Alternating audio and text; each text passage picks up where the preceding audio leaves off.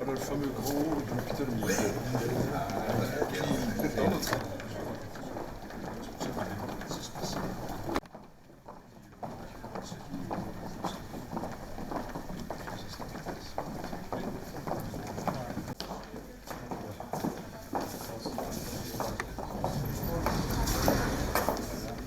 Donc là c'est la section des bruits, j'imagine que vous avez d'autres. On a encore une Et autrement pour le sphère.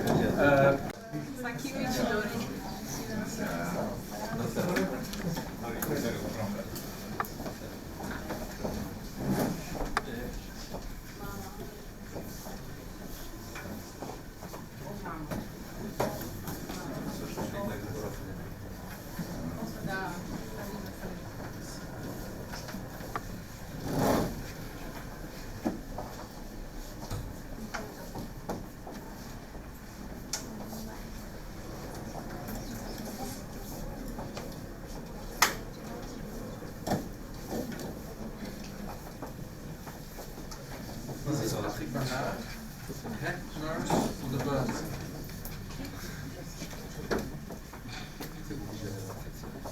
And I'm Dr. Jeunesse. Dr. Jeunesse is And the head of the birds.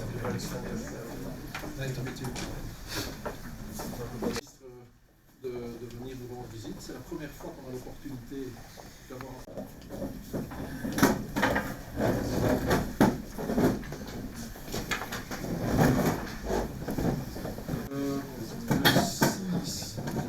Le 5 et le 6 novembre, on est allé avec un infirmier voir les patients dans les soins intensifs. 5 au medium care, moins critiques, enfin quand même sévèrement brûlés. Tous avaient des brûlures cutanées qui allaient de 30% à 60% de la surface cornéaire. Le plus jeune à 15 ans et le plus âgé à 41 ans, je pense. Hein. Bien ça. Et ils vont, donc leur état actuel, ils vont 15 ans, Pavlos, Gabriel, qui lui reste quand même critique, et toujours aux soins intensifs, c'était le plus sévèrement brûlé. Mais les autres vont vraiment très bien. Et donc il y en a déjà, une fois qu'on aura lancé la kiné, les vêtements compressifs, on pourra dans le courant du mois de janvier, voire du mois de février, je sais bien que c'est un des points sensibles, Quand vous dites qu'ils vont très bien, c'est-à-dire que c'est la récupération qui peut se faire dans l'hôpital au maximum de ce qui est possible. Oui. Donc, si ils ont récupéré la mobilité, il y a des cicatrisations. Pour 2 ou 3, il y en a déjà maintenant qui, s'ils habitaient ici Bruxelles, on les soignerait en ambulatoire. On leur dirait, vous venez une fois tous les 2 jours faire de la kiné, ou de la kiné une fois par jour, ou des soins de plaie.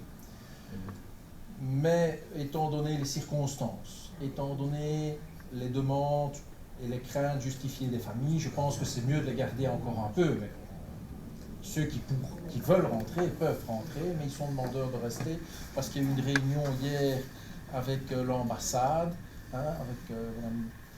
Et donc, j'ai bien compris l'esprit, on va faire un rapport aujourd'hui.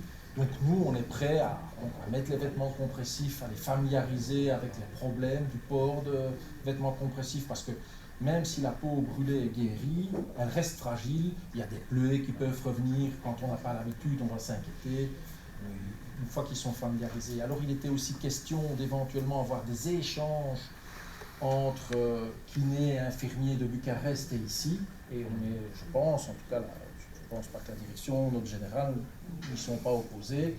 Ça, c'est envisageable aussi. Oui, sur l'ambassadeur, on a parlé. Et je vais voir avec le ministre de la Santé au retour. Voir ce qui est possible. Avec qui on peut faire ça et comment organiser. Et donc, une fois externalisé de l'hôpital, quelle est la procédure à suivre? Quelles sont les étapes encore allez, on Où parle il peut y avoir une aide. de trajet de soins. En fait, la partie, entre guillemets, la plus difficile, on pense, c'est l'hospitalisation. Mais en fait, pour les familles, la partie la plus difficile, c'est quand ils rentrent à la maison.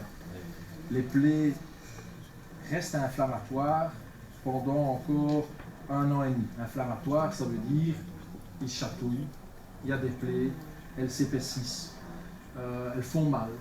Surtout quand il va faire froid, ici ils vont rentrer, ça l'hiver, printemps il fait froid, ils vont avoir mal aux plaies.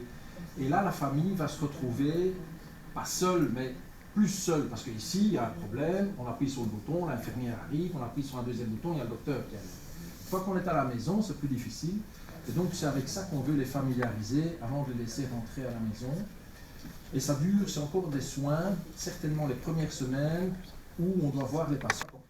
Et au début, ça dure combien de temps? 1 mois, qui n'est tous les jours, et puis 9 mois.